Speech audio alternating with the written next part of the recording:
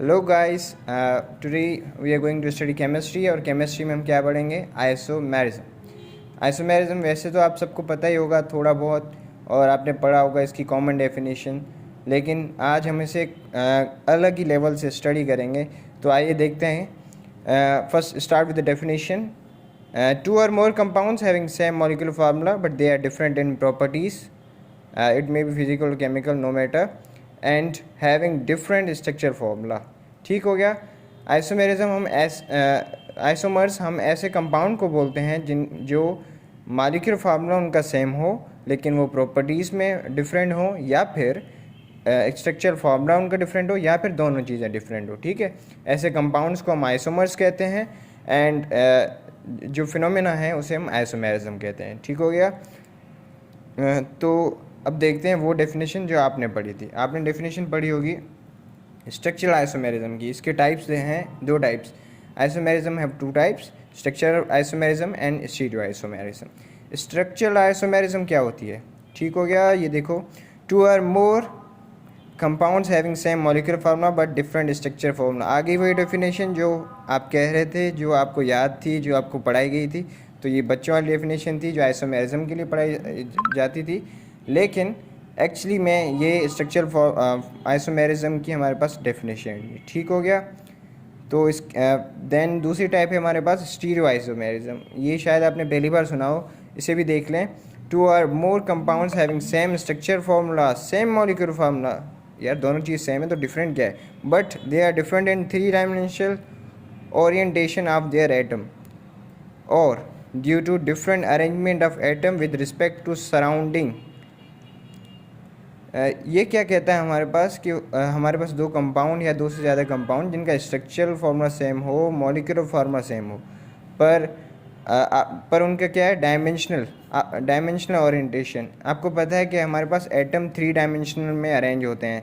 ठीक है, जैसे आपने बहुत सारी स्ट्रक्चर्स पढ़ी होंगी, टेट्राहीड्रल या फिर ट्राइगोनल, उसमें एटम्स हमारे पास थ्री डायमेंशनल स्ट्रक्चर में मतलब अरेंज होते हैं। लेकिन हम क्या करते हैं, हम जो स्टडी करते हैं उनकी टू डायमेंशनल करते हैं। तो अगर ये आपको समझना है तो आप दूसरी डेफिनेशन लिख सकते हैं, due to different arrangement of atoms with respect to its surrounding within molecule respect to molecule के हिसाब से चेंज ना है। अगर वो चेंज आएगा तो स्ट्रक्चर चेंज हो जाएगी, तो स्ट्रक्चरल आइसोमेरिज्म होगी। लेकिन अकॉर्डिंग टू सराउंडिंग हमारे पास आ रही है चेंज, तो उसे हम स्टीरियो आइसोमेरिज्म कहेंगे। ठीक हो गया। अब इसके भी दो टाइप्स हैं, geometrical isomerism and optical isomerism. ठीक हो गया।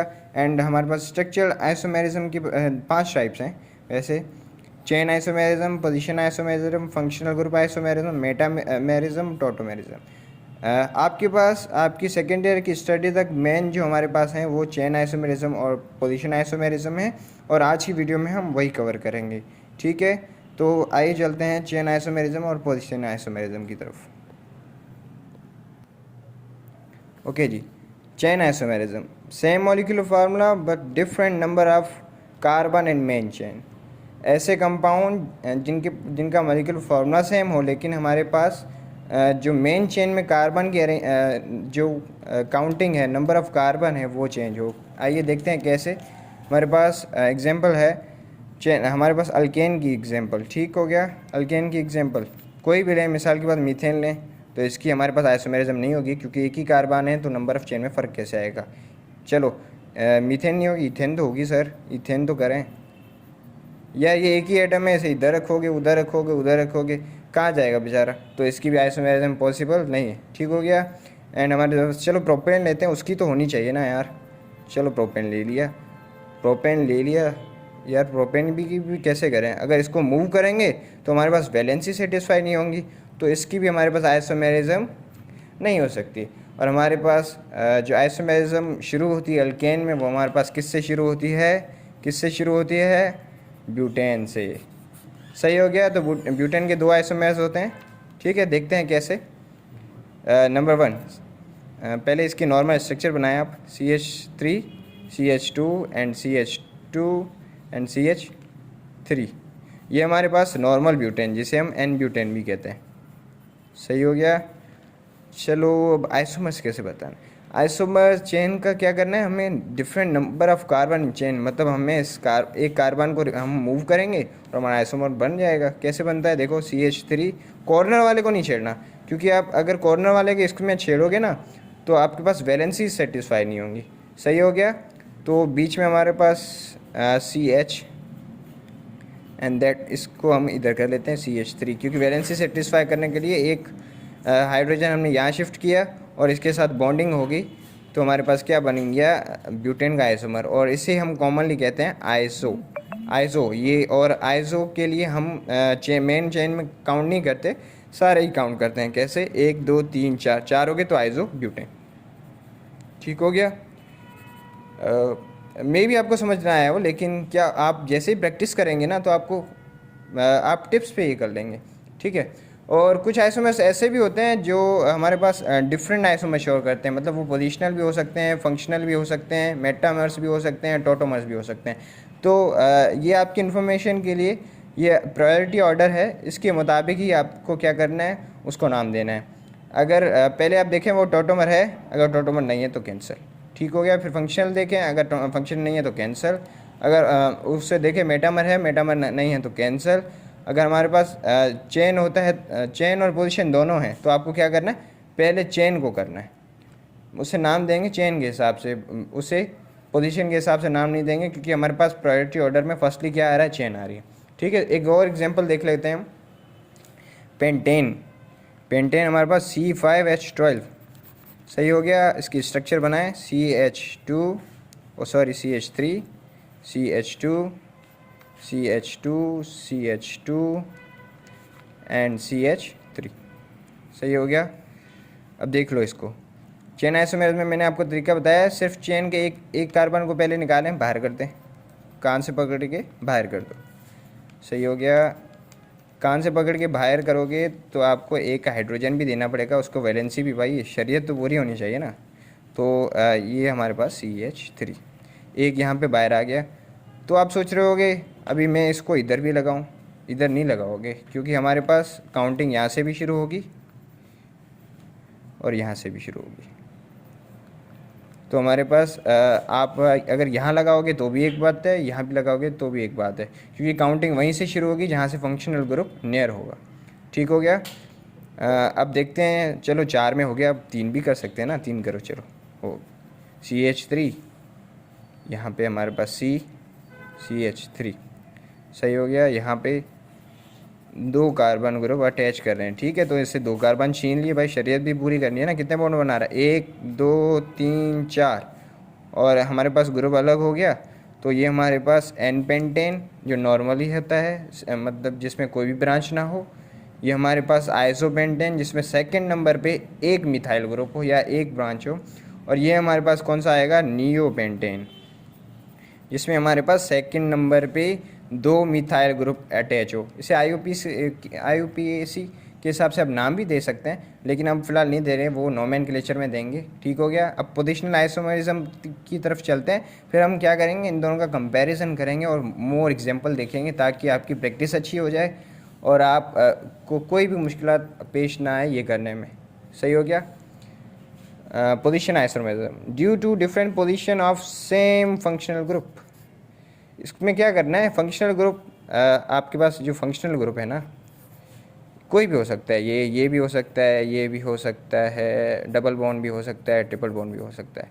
इसको इधर उधर फिराना है, मतलब आपके पास ये चीज़ है, इसको यहाँ पर 2 नंबर पे लाओ, 3 नंबर पे लाओ, कार्बन नंबर 4 पे लाओ, तो उसकी वजह से जो हमारे पास चेंज आए ना, उससे हम किस में काउंट करते हैं, फंक्शनल आइसोमेरिज्म में।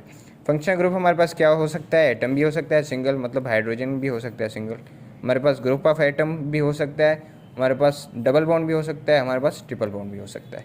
ठीक है। तो इसका पहले हम एक एग्जांपल देख लेते हैं, फिर हम दोनों को कंपैरिजन करेंगे।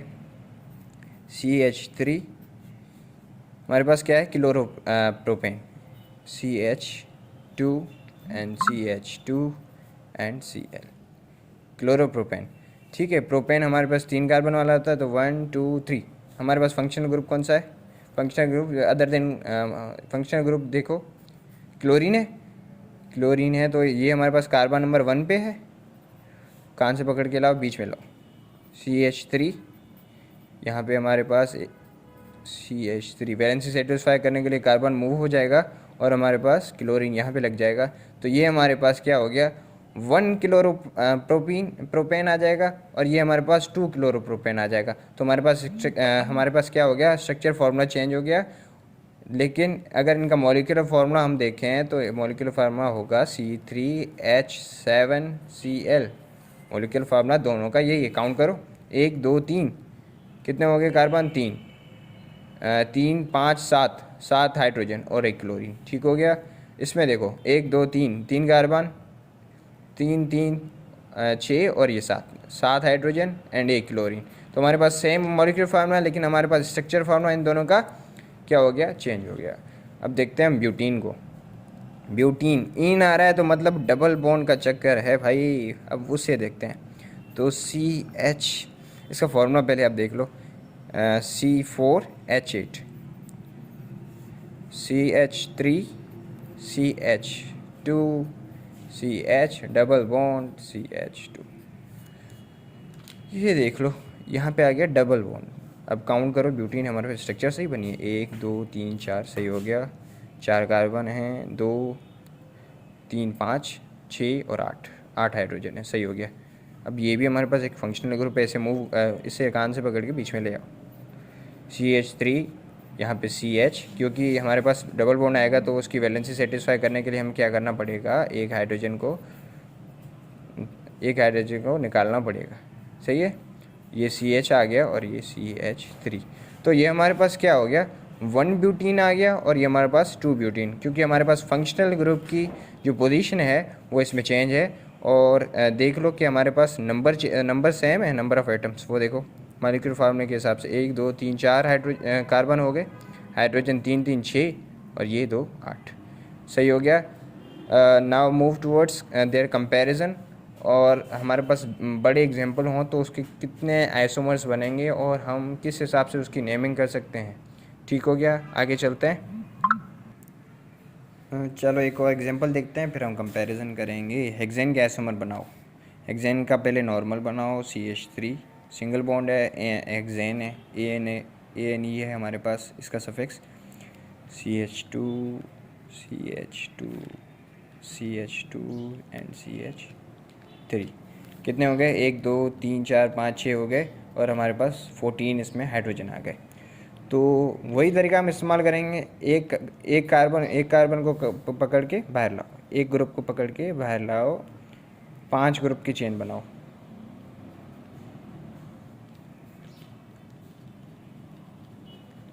एक में आपको हाइड्रोजन रिड्यूस करना पड़ेगा, या आप ऐसा कर लो, पहले कार्बन बना लो, ठीक है सारे, फिर उसकी बैलेंस से सेटिस्फाई कर लो। अगली बार में हम ऐसा ही करेंगे, ठीक है।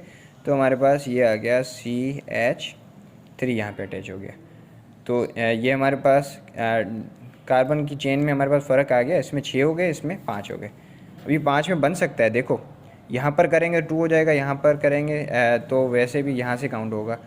तो हम क्या करते हैं, 3 पे भी अटैच हो सकता है ना। तो हम क्या करते हैं, पहले कार्बन सारे बनाओ, 5 कार्बन में बनाओ, 4 ये 5, ठीक है। 3 पे हमें कार्बन अटैच करना है, CH3 ग्रुप, ठीक है।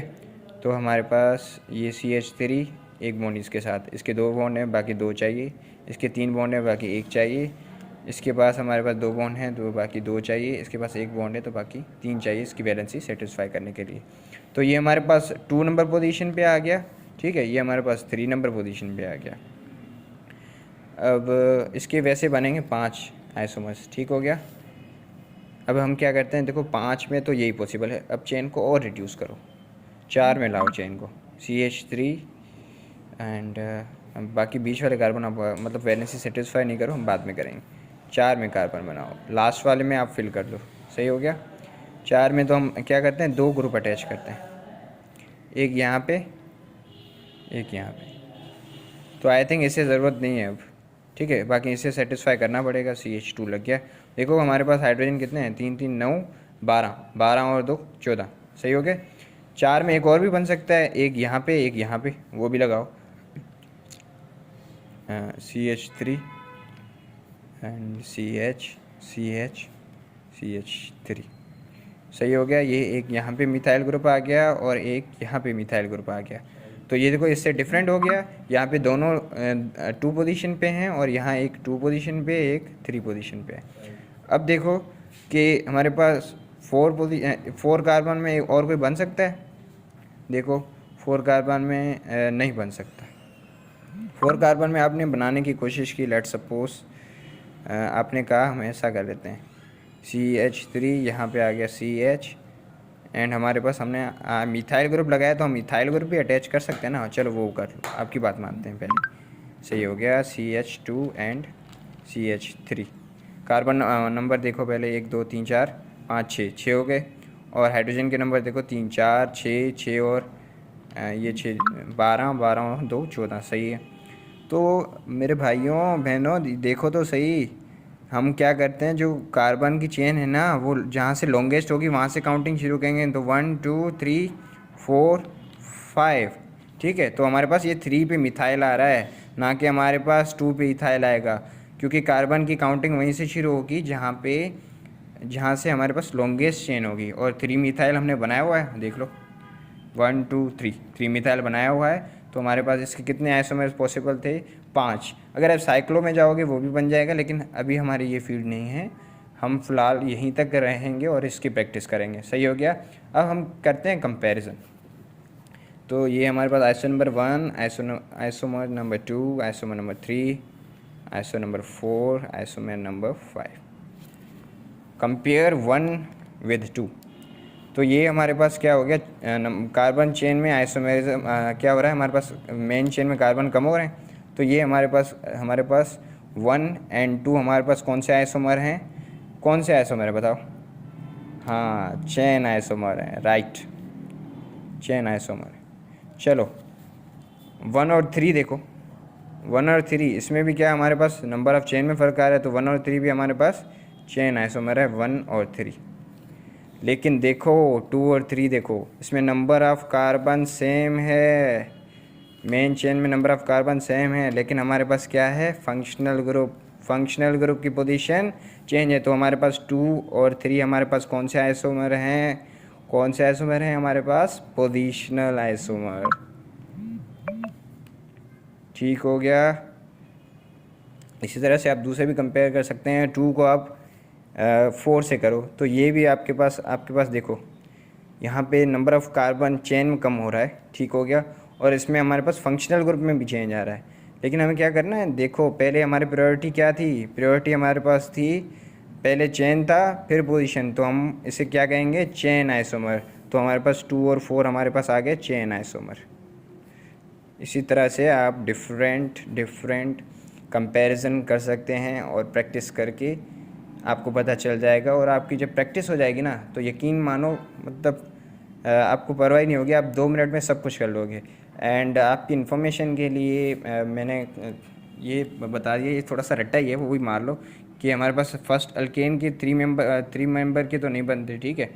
ब्यूटेन के 2 बनते हैं, पेंटेन के 3 बनते हैं, हेक्सेन के 5 बनते हैं, हेप्टेन के 9 बनते हैं। ये चारों आपको याद हों तो बेहतर है, क्योंकि रट्टा लगा लो सही है, क्योंकि अब हो सकता है अगर कॉम्प्लेक्स हमारे पास आती है स्ट्रक्चर तो आप भूल जाएं। तो ये याद कर लो, और कुछ भी मतलब ब्यूटेनॉल वगैरह इनके याद करोगे तो आपको आसानी होगी। नेक्स्ट वीडियो में हम एग्जांपल्स इसके और सॉल्व करेंगे और फंक्शनल ग्रुप एंड हमारे पास जो मेटामेरिज्म है वो करेंगे। ठीक हो गया। एंड कोई कन्फ्यूजन हो आप नीचे वीडियो के कमेंट सेक्शन में बता सकते हैं, आई विल सॉल्व दैट। और कोई टॉपिक ना आए तो वो भी पूछ सकते हैं, since it's a new channel, so you can tell me anything, I will teach you. Okay, thank you so much.